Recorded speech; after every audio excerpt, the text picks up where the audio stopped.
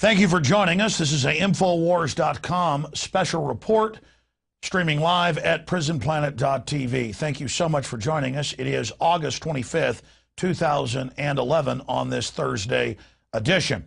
Coming up later in the special news report, we're going to break down the fact that Obama has incredibly low approval ratings. In fact, the lowest in modern history for a president 2.5 years into their first term. And we'll compare those numbers to Gallup polls showing that Ron Paul polls even better than Rick Perry in a head-to-head run against President Barack Obama. Then we'll ask the question, is Apple evil? Steve Jobs, the owner and head of Apple, has stepped down because of health issues. And I think it's important to go back and look at the real history of Apple, not the public relations campaign that we've been fed. Also, towards the end of this transmission, we're going to look at the latest developments in Libya and the fact that even mainstream media admits Al-Qaeda is being protected and put into power in that North African state as a new base of operations to menace the West. But don't worry, Big Brother is going to be more than happy to take good care of us by taking our liberties. Now, before we get to all of that news, I first want to get into a report dealing with the fact that the carbon taxes, the greenhouse taxes, are now hitting. It turns out that Congress won't pass a law to restrict coal power plants that give more than 50% of the power to the United States. And so President Obama is simply using the EPA and regulators to go in and slap the new regulations that they admit will cause rolling blackouts and huge power price increases against their competition. Because you see, General Electric and other insiders that are part of his administration, they're exempt. So let's go to that report. Obama hits struggling Americans with energy rate hikes. Following Barack Obama's vow to bankrupt the coal power industry, Americans are set to be hit with a wave of utility bill hikes as draconian EPA regulations drive up the cost of energy. So if somebody wants to build a coal power plant, they can. It's just that it will bankrupt them because they're going to be charged a huge sum for all that greenhouse gas that's being emitted.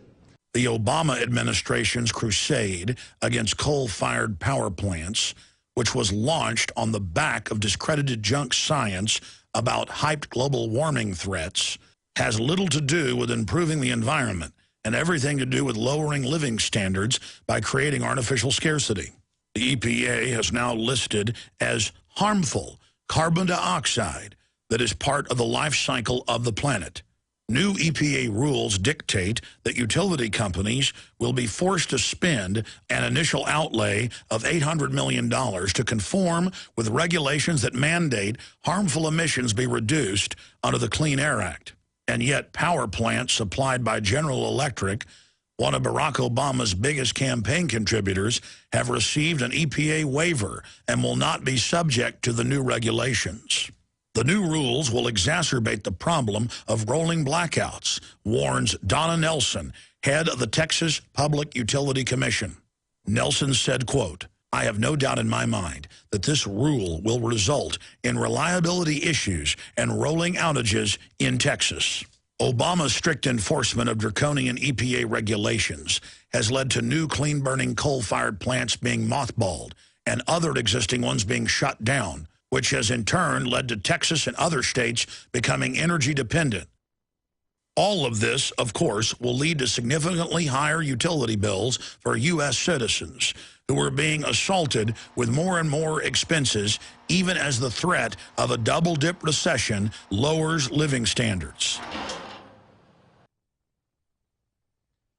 With more on these incredible developments, we're joined by Infowars.com reporter Darren McBreen in downtown Austin.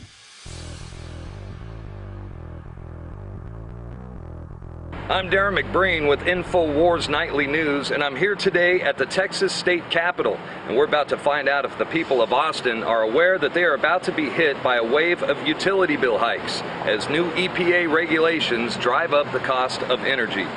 What do you think about paying higher utility bills because of the EPA's new regulations against power plants? You know, there may be some new regulations coming up against power plants at this point.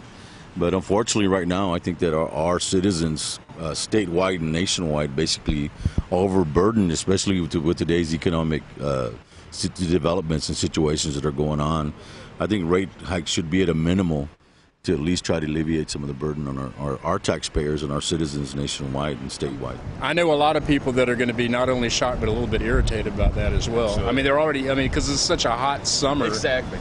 You know, everybody's bills is already out through the roof. You're already paying through the roof because the ACs are running nonstop, and then all of a sudden it's like, on top of that, and with a downturn economy, yeah, it's doesn't seem to jive that well. Of course, I don't want to pay higher utility bills. They're already extremely high right now as it is. Well, I don't want to pay more because of the carbon dioxide thing. That doesn't seem right, especially if it's not even proven. Generally, I prefer regulations that deter pollution and paying a little bit more for that than an unregulated environment. It all has to be regulated some way, right? It's going to mess our environment up.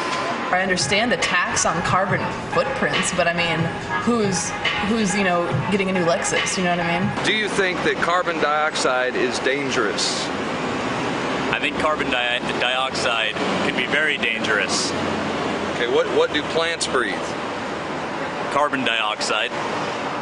Yeah, I think carbon dioxide is definitely dangerous. Otherwise, there wouldn't be any rules and laws to prevent it being. What do plants breathe? Carbon dioxide. Carbon dioxide is turned into oxygen by plants. Okay. So I mean, it has to be in the world. Obviously, it's not all dangerous. Carbon dioxide isn't a dangerous gas, but when there's too much of it, it's a problem. Carbon dioxide, even though it's a natural gas consumed by plants, it can be dangerous because, everyone says it has to do with global warming. Behind me is the Holly Street Power Plant. It was partially closed in 2004 and officially shut down in 2007. Now it's simply a reminder of Austin's energy independence. What do you think about the fact that General Electric, one of Obama's biggest donors, that they get a waiver and they will not be subject to the regulation? That sounds like politics and lobbyists at work. I mean, it's government, right? Okay. No surprise. Sounds plausible. Yeah, it sounds possible. There's no surprise about that. General Electric doesn't need any favors from anybody. They're a multi-billion-dollar corporation. Are you aware that some of these new regulations are also shutting down power plants, and this is causing some of the rolling blackouts throughout Texas? No, I wasn't familiar with that, actually. Didn't realize that was going on. Lobbyists make a lot of money striking these deals. There's a lot of things that we don't know, and how government, the tax breaks, the incentives, loopholes, you name it. So I think it's just one more to add to the list. Well, as you can see, Alex, the people here in Austin, they're aware that their utility rates are going up, but they're not sure of the real cause. This is Darren McBreen with Infowars Nightly News. All right, thank you, Darren. Wow. I mean, what do you say to that? We're going to do some other pieces here in Austin where we're going to go out and say, should we ban dihydrogen monoxide? We've done them before years ago. And over 90% of people say, yeah, ban it right now. And even after you tell them that dihydrogen monoxide is water, they still say ban it. If the government says it, it must be reasonable. Ladies and gentlemen, they've done ice core samples. In the last 200,000 years, we've had 14 times higher carbon dioxide than we have right now. The truth is, they've done studies. If carbon dioxide was doubled, the Sahara would be a jungle. We are in a carbon dioxide starved situation. And the globalists have chosen carbon dioxide, part of the life cycle, part of the carbon cycle, oxygen, carbon dioxide, sunlight, and water. You got to have those four things. So they can tax breathing. I saw a New York Times article years ago saying, yes, we're going to tax breathing. You'll pay your money to Al Gore. It's good. Well, I'm sorry. There's a lot of real environmental issues I'm concerned about, like Fukushima still melting down, belching radiation, or genetic engineering, splicing spiders and goats, or my corn having pesticide put into it. I've had enough. Now, ladies and gentlemen, this special report is just getting started. We're going to come back from break and get into the latest on Obama's plunging poll numbers, Ron Paul's exploding poll numbers, and we'll talk to Ron Paul's former chief of staff, no other than Lew Rockwell, on the other side. Please stay with us. It's Infowars Special Report. You don't need me to tell you that humanity is in a deep crisis. Everyone can feel it. We know a tectonic struggle is now taking place against the forces of freedom and those who love darkness, bondage, and enslavement. Yes, my friends, evil is rising. But take heart. For every action, there is an equal and opposite reaction. Recently, New World Order operative Hillary Clinton admitted they're losing the info war. We are in an information war, and we are losing that war. The globalists are scared. They've overreached. The future of the info war is in your hands. Join PrisonPlanet.tv. Download the thousands of special video reports, ebooks, and more, and get them out to everyone you know. Continue to spread the word about the broadcast on YouTube, Facebook, Twitter, and every other globalist propaganda platform. We are going to use their system against them. The info war now goes into high gear.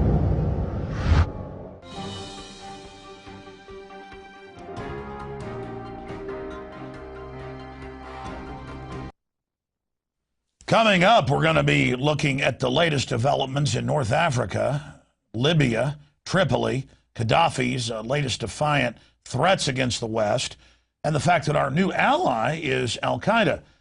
But first, I wanted to talk about President Obama.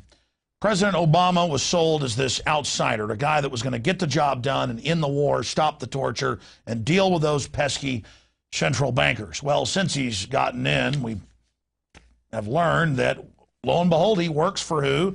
Financed him. Goldman Sachs, JP Morgan, Bank of America.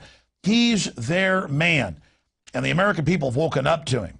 He now has the lowest approval rating of any president 2.5 years into their first term. So what is the system doing? Well, they've got Rick Perry coming out saying he wants to get rid of the Fed and trying to sound like Ron Paul. But if you look at the different Gallup polls that are out there, it is Ron Paul that trails Obama. If the election was held today, the 2012 election, if it was held today, Ron Paul is only 1 point behind him. Ron Paul does the best with Democrats, progressives, and others. And Perry is trailing Obama by 3 points. So this New World Order puppet, Barack Obama, has basically outlived his political shelf life. But the problem is the system is demonizing Ron Paul, trying to ignore Ron Paul, trying to say he can't win, even though he is a top-tier candidate.